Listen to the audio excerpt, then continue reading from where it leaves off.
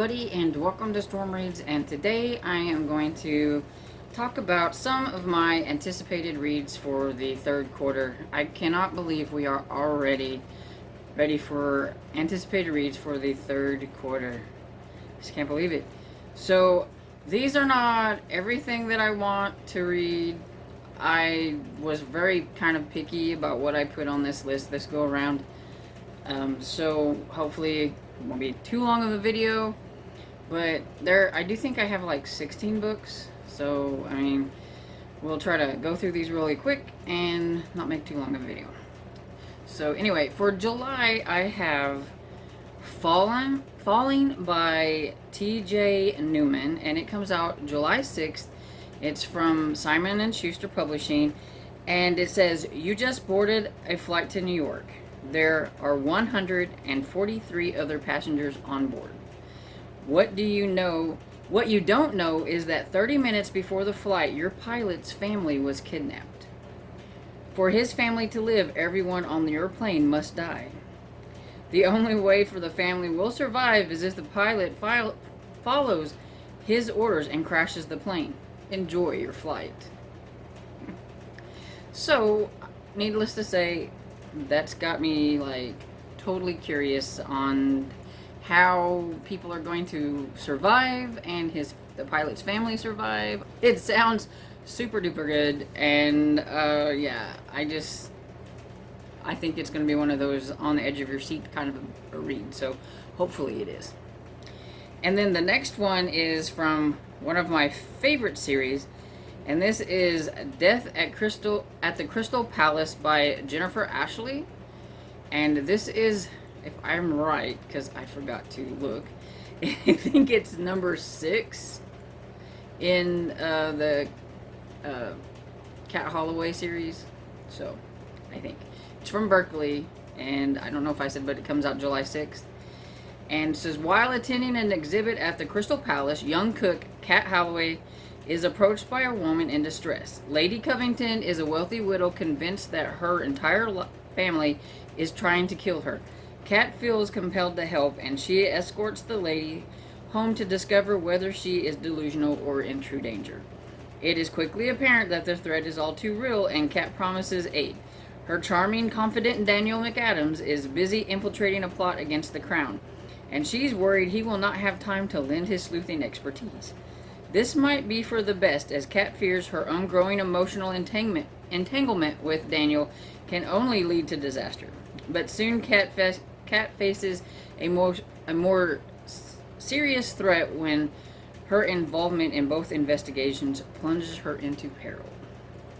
And I just really, really love this series. It's one of my favorite historical series. I really love Cat. I really love Daniel. They're like two of my favorite I want to be together couples. And yeah, so I'm really looking forward to that one. And then the next one is The Final Girl Support Group by Grady Hendrix. It comes out July 13th, and it's from Berkeley Publishing. And this says, in horror movies, the final girl is the one who's left standing when the credits roll. The one who fought back, defeated the killer, avenged her friends. The one who emerges bloody but victorious. But after the sirens fade and the audience moves on, what happens to her? Lynn Tarkington is a real-life final girl who survived a massacre 22 years ago and has defined every day of her life since. And she's not alone. For more than a decade, she's been meeting with 5 other actual final girls and their therapists for those who have survived the unthinkable, putting their lives back together piece by piece. That is until one of the women misses a meeting and Lynette's worst fears are realized. Someone knows about the group and is determined to take their lives apart again, piece by piece. But the thing about these final girls is that they each have each other now, and no matter how bad the odds, how dark the night, how sharp the knife, they will never ever give up. So yeah, I'm really curious about this because I recently, like last year I believe, I read the Southern Book Group's Guide to Slaying Vampires. That thing is so long, that title. And then I read The Best Friend's Exorcist, and I really enjoyed them. I liked the Vampire Slayer one more than the Exorcist one, but I still like them, so I wanted to try another one by Grady Hendrix. And final girl trope thing is always something that I'm interested in, so I can't wait to see how that one goes. So the next one on my list, I have Red Wolf by Rachel Vincent, and it comes out July 20th, and it's by HarperCollins. And this one says, for as long as 16-year-old Adelaide can remember, the village of Oakville has been surrounded by the dark woods, a forest filled with terrible monsters that light cannot penetrate. Like every person who grows up in Oakville, she has been told to steer clear of the woods unless absolutely necessary. But unlike her neighbors in Oakville, Adelaide has a good reason for going into the woods. Adelaide is one of the long lines of guardians, women who are able to change into wolves and who are tasked with the job of protecting their village while never letting any of the villagers know that they exist. But when following her calling means abandoning the person she loves, the future she imagined for herself, and her values she must decide how far she is willing to keep her neighbors safe. So I always like it sounds kind of like a little bit of a Red Riding Hood kind of retelling, and I'm always up for those. I haven't really found a lot of them that I enjoy, but I always like to give them a go and see if I like them. So I'm hoping that I'll like that one. And that's all I have for July. So moving on to August, I have Hide and Don't Seek by Anisha Rose. I don't know. I'm not exactly how you say this person's name. Reese? Anyway, you'll see it on the picture, hopefully. But it comes out August 3rd, and it's from HarperCollins. And it says, if you're feeling brave, turn the page. A game of hide and seek goes on far too long. A look-alike doll makes itself right at home. A school talent show act leaves the audience aghast, and a summer at camp takes a turn for the brains. This collection of all new spooky stories is sure to keep readers up past their bedtime, laughing, gasping, and looking over their shoulder to see what goes bump in the night. Not normally really big on little short stories and stuff, but this one just sounds really cool, and so I wanted to give it a go. And the next one is The Family Plot by Megan Collins, and it comes out August 17th, and it's from Atria Books. It says, when a family obsessed with true crime gathers to bury their patriarch, horrifying secrets are exposed upon the discovery of her twin brother's body in his grave. Dahlia's brothers had gone missing when he was 16. Each family member deals with this revelation in different ways. Dahlia wants to find out what happened, and maybe her old family home and eccentric family members hold the answers. And I don't know. I didn't go into too much on this blurb because I didn't want to know a whole lot. I just kind of picked out a little bit, and I don't know, it just sounds really interesting, so I was afraid to get too spoiled if I read too much. So, and then the next one is Railroad for Murder by J.C. Eaton. This is number 8 in the Sophie Kimball series, and it's one of my favorite cozy mystery series, so I knew I had to put this one on here. This one's from Kensington, and this one they're at a model train exhibit, and Fee Harriet and their beloved Chowini streetmen discover the body of Sun City West Railroad Club president with an incriminating tap shoe near his lifeless corpse. So, yeah, I can't wait to see what kind of shenanigans they get up to in this one. Then the next one I have is, and I don't know if did I say when that one came out? Railroad for Murder comes out August 24th, in case I forgot to say that. Then the next one I have is The Witch Haven by Sasha Payton, and this one comes out August 31st, and it's from Simon & Schuster. It says, the last magician meets the lady's guide to petticoats and piracies in this thrilling and atmospheric historical fantasy following a young woman who discovers she has magical powers and is thrust into a battle between witches and wizards. That's all I needed to know. It sounds like it's going to be really cool, so I hope it is. I don't know this author or anything, I don't know if she's new or not. I just know I don't know her, and it just sounds like it's going to be cool. So hopefully, fingers crossed.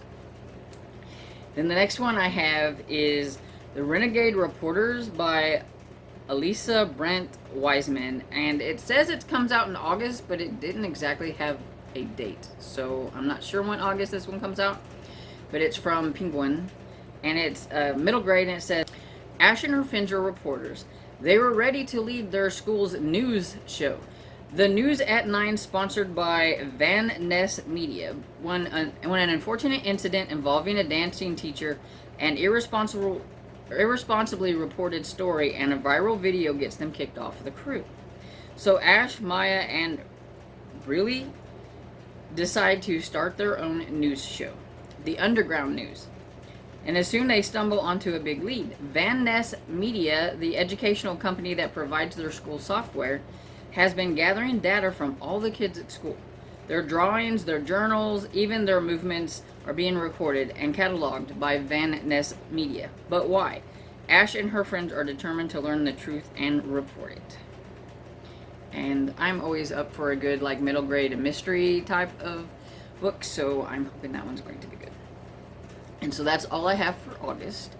And so next up, I've got some little bit for September, and I have Mine by Dahlia S. Dawson. It comes out September 7th from Delacorte. Just look at that cover. It's kind of creepy. It says, Lily's new house is a real nightmare. Lily Horn is a drama queen. It's helped her rise to stardom in the school play, but it's also landed her in trouble. Her parents warned her that Florida has to be different. It's a fresh start, no theatrics, but this time the drama is coming for her. The Horns' new house is awful. The pool is full of slime, the dock is rotten, and the swamp creeps closer every day. But worst of all, the house isn't empty. It's packed full of trash, memories, and Lily begins to fear the ghost of the girl who lived there before her. Whatever is waiting in the shadows wants to come out and play. So it's another middle grade that sounds like it's going to be super cool, and I can't wait. And then I've got Empire of the Vampires by Jay Kristoff. It's the first in the Empire of the Vampire series. It comes out September 7th, and it's from Harper Voyager. I've not read anything by Jay Kristoff, really. I think I read something that he was collabed on or something, but I've not really read a whole lot, and I like vampires, and so I'm super curious about this one, but I didn't want to read a whole lot about it. But it says, I know it's a chunky book about vampires who have waged a war against humanity for 3 decades, and I think somebody rises up and wants to maybe take them down or something. I don't know a lot about it, but it has vampires and not the sparkly kind. So I'm all for that. I like scary vampires, so hopefully that's what I'm going to get. And then the next one I have is called Mastermind by Andrew Main. And this is the first in the Theo Clay and Jessica Blackwood series. It comes out September 7th, and it's from Thomas and Mercer. It says, a mysterious electrical storm plunges Manhattan into darkness. As a strange smoldering fog rolls in, all communications crashes. In the blink of an eye, the island seems to vanish into a void. FBI Special Agent Jessica Blackwood and brilliant scientist Dr. Theo Clay no, this isn't a freak accident. It's a sinister sleight of hand. Their greatest adversary, a serial killer and cultist known as the Warlock, has escaped during prison transfer in New York. So, sounds right up my alley. I cannot wait for this one.